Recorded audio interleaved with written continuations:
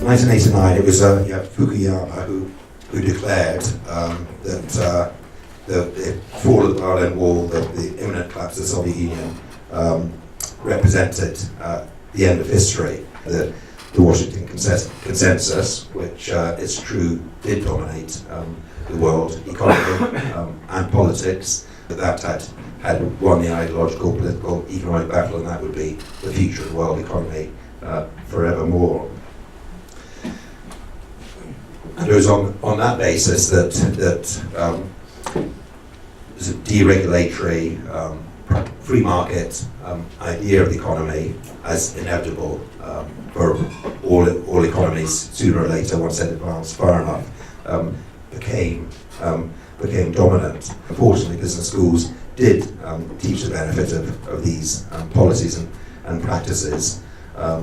One example was the idea that executives should have their remuneration tied to share prices, which actually just exacerbated the problem of short-termism, of companies focusing on the next quarter's share price rather than the long-term development of the company and investing in skills and training and so on.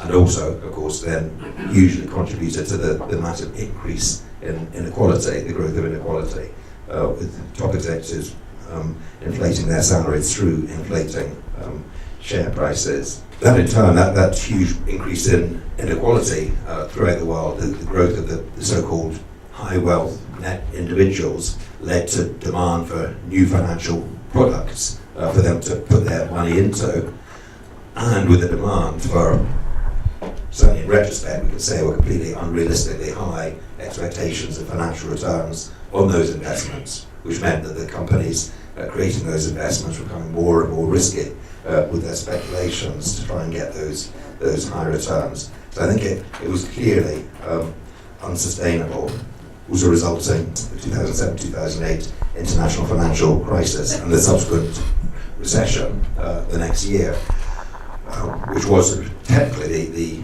only recession we've had since the 1930s. And I think that was caused by this sort of greed as good corporate culture of supposedly maximising shareholder value rather than the long-term prospects of the companies, allowing financial markets to dominate and so forth. And it is epitomised, I'd say, historically the way people began to be able to buy houses was to have savings. And those mutual building societies were the vehicle for house purchases. Under Thatcher, the law was changed to allow banks to get into that business as well. And the majority of the large building societies demutualised, turned themselves into private banks. The motivation was that the individuals on those boards, made a huge amount of money in the process.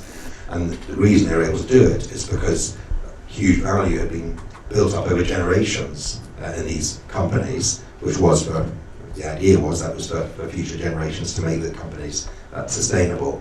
But it meant that the existing members at one point in time, by selling out, could cash in as well. And you actually had individuals going around joining all these societies in order to vote that they should be disbanded and that they should get a share of the profits from that. Of course, it was put differently. It was said that this was a good business model, being a private bank and so on. But actually, of all the building societies that were demutualised, actually they'd all either been taken over by other private banks or failed. So what about the role of business schools? Too many business schools did go along or even promote these ideas of the Washington consensus, the idea that globalization was a benign force which would make everyone better off. A rising tide lifts all boats. Business schools failed business, but also economics departments were actually to blame. A lot of the worst things which were taught in business schools were actually taken from economics, which has become, in my view, quite unrealistic. What should business schools be doing now? Change the curricula to make it more realistic, more diverse approaches, and promoting more diversity in the faculty will help as well in terms of not having just one answer, one train of thought when new questions come along. An emphasis on social responsibility, certainly and crucially going beyond just corporate responsibility to what's been variously called responsible capitalism and so on. Certainly more transparency on the financial sector, and particularly on tax avoidance, tax evasion, which is becoming a really significant, literally significant problem for the global economy, with just unproductive capital being either left doing nothing, probably at best, or often then used for illegal activities because they can't really use it for legal activities because it's hidden, so getting involved with drugs trade, people trafficking, and so on.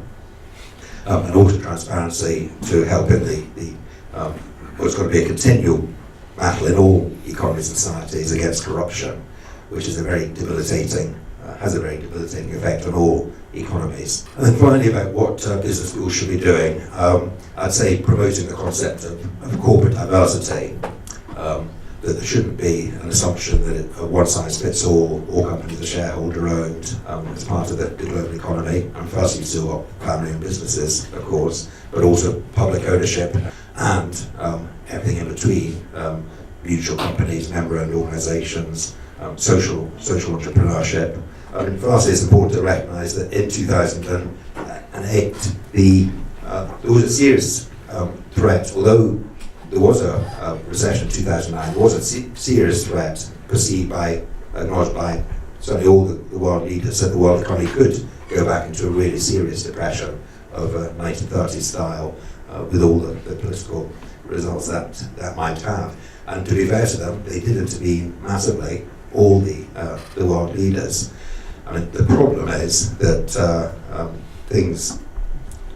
they pulled back from that, a lot of governments, and now things appear to be returning to business as normal for a lot of those governments. But I think that is very dangerous because the bad debts are still there. In fact, borrowing debt levels are rising, and a lot of the problems haven't been fixed, including in the state of economics departments, business schools. There's been a very interesting speech just made by the Deputy Governor of the Bank of England, Andy Haldane, and he points out that all the economic models, I mean, literally all of them, including his, the Bank of England's, all failed to predict the 2008 global financial crisis and the 2009 recession, leading economists about what would be the likely response to the crisis, and the consensus seemed to be, well, it'll just be like every other one. Next year it'll have recovered and rebounded, and then you have a probably faster economic growth as you make up the lost ground. What's been remarkable about this one is that even 8 years later, it hasn't been solved, and in many ways, in many parts of the world, things are even worse now than they were at the time of the crisis. This is partly, I think, because of the problem of globalization, the form it took, and it's very important to make this point that, of course, it's not a question of whether you have globalization or not, it's the form of globalization.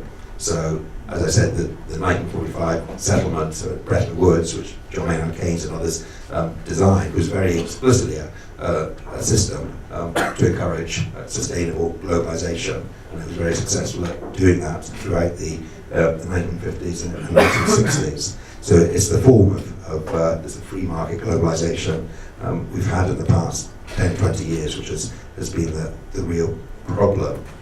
I would say that overwhelming, everything should be put in the context of the climate and the real danger that the human race really will be wiped out in the next 2, 3, how many generations it takes if urgent action, serious action isn't taken. Just as the 1930s had a Roosevelt's New Deal to get people back to work, I think the global economy, but every economy as well in the world needs a Green New Deal, serious action taken on renewables to try and tackle and even reverse the problems of climate change. They all need to be interconnected. Legislation and regulation on the one hand, improving corporate culture, management decision making on the other. And it's absolutely proved that the people, managers, as consumers, as employees, people are influenced in their behaviour when other people are watching them.